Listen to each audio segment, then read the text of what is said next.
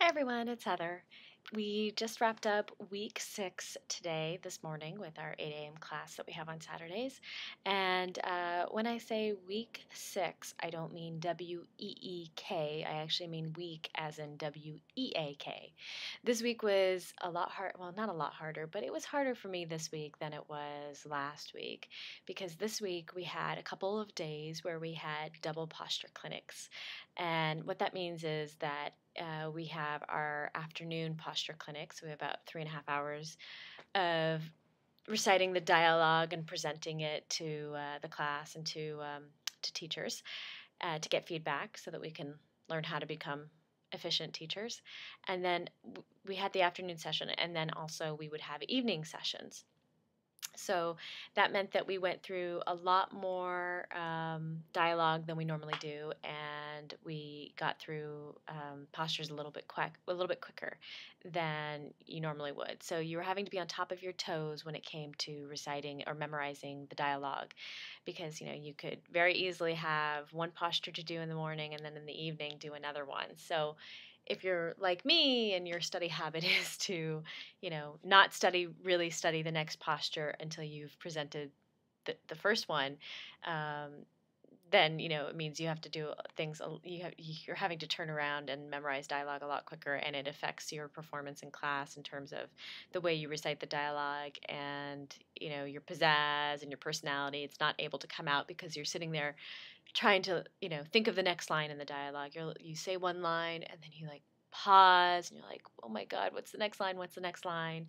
So and everybody's going through that. It's not just me. Everybody's experiencing that right now, or at least this week, because things moved a lot more quickly this week. But it was a good week, and I have a couple questions from people. And one of them actually relates to our daily schedule. Ooh, hair on my face. It actually relates to our daily schedule. One person asked, what's the routine like? And the routine that we have here at Teacher Training is 8 early in the morning, about 8:30, we have our morning yoga class, and that's anywhere from 90 minutes to 2 hours. And then you have a break of about 2 hours, 2.5 hours, where you furiously study dialogue and you check your email and you shove whatever food you can into your face, and you also shower and you dance around the housekeeping staff that's here, because usually that's the time when they're wanting to get into your rooms to actually clean them for you. So it takes a lot of organization and stuff. So first thing in the morning, yoga class, followed by about a 2.5 hour break. Some people try to sleep in that break if they need some extra sleep. I don't, because if I lay down and go to sleep, I ain't getting up. So we have a break, and then after the break we have about 3.5 hours, and sometimes it's a lecture, sometimes it's posture clinic. It varies from day to day, and we don't know what our schedule is going to be like each day. We have an idea. It'll be posture clinic or it'll be lecture, but you don't know which one will be which, because you could very easily have posture clinic in the afternoon and then lecture in the evening. Or it could be reversed. You could have lecture in the afternoon and posture clinic in the evening. So it just depends on what everything is, what everything we have planned, and also what Beaker himself wants to do. So it just depends, and it could change at any second. So then we have, our afternoon session, and then the afternoon session is followed by the evening yoga class, which starts about 5 o'clock. And again, that's anywhere from 90 minutes to a half an hour. Then after the evening yoga class, we have about another 2 hour break, and then we have our evening stuff. So you get about 4.5 to 5-ish hours of daytime stuff that you get to do stuff for yourself. But a lot of times you're spent, studying dialogue and trying to shower and trying to shove food in your mouth.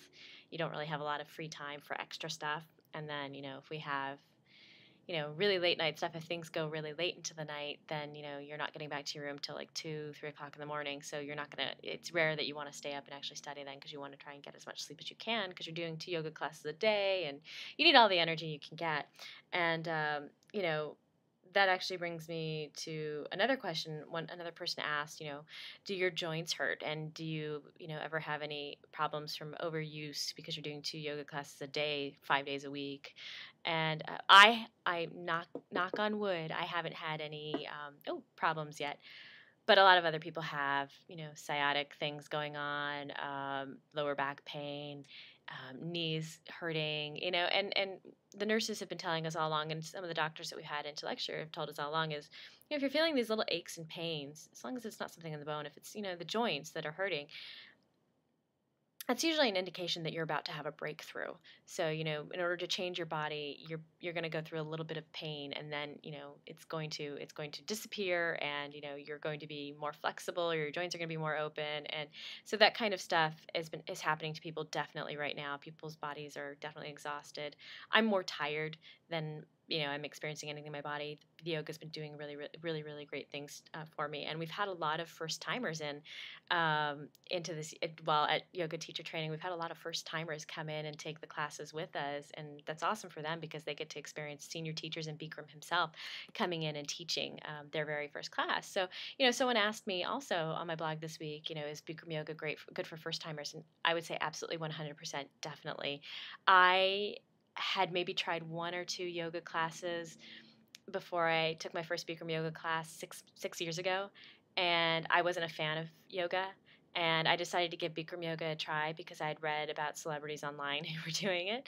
And I studied the postures before I went into class, and I have weak wrists, and I saw that none of the poses in the beginning series put any kind of pressure on your wrists. And so it's a healing yoga, Bikram yoga is. And so I absolutely 100% recommend this yoga for anybody at any age who's never done yoga before. It's not as intense as you think it is. It's the heat really helps open and heal your body and allows you to stretch things a little more. But the postures themselves aren't very difficult.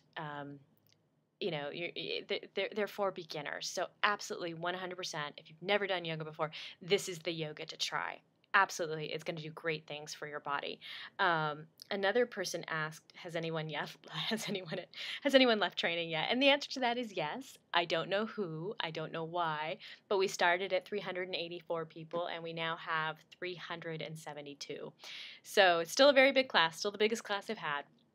But yes, people have left, and I have no idea why, and I don't know if they get their money back or what exactly is going on. But yes, people have left, unfortunately, for whatever, or fortunately, for whatever reasons they've left.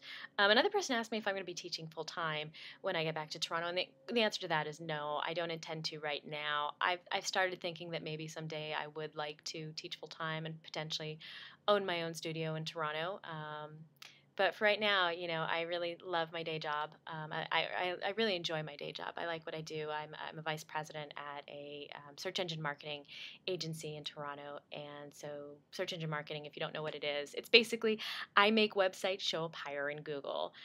So I take a look at it's similar to Bikram Yoga, actually. I take a look at clients' websites, at the code and the things that are going on their website, and I say, oh, this needs to change. In the inside of the website, this needs to change. This needs to change. So you're healing from the inside out, which is very similar to Bikram yoga. You're healing your body from the inside out. So it's funny that I have that dynamic in my career world, and then also as I become a Bikram yoga teacher, I'm going to continue doing the same things. One's for technology and one's for actual people. Healing from the inside out. So it's awesome. But no, I don't intend to teach full time right now.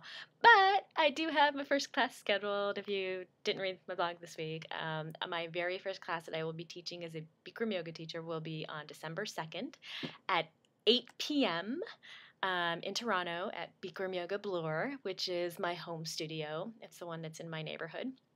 It's actually one of the reasons why I chose the neighborhood that I live in, because it was Bikram Yoga Studio accessible, and it is also accessible to all this fabulous shopping and Taco Bell and Whole Foods. So I'm a pretty simple person, and fortunately there was a Bikram Yoga Studio in close location to all these things that I love. So no, I won't be teaching full time, but I do have my first class scheduled, and I will be teaching all throughout December there, about 2 classes a week. So it's gonna be awesome. You should come and take it if you live in Toronto and you've never tried Bikram yoga before.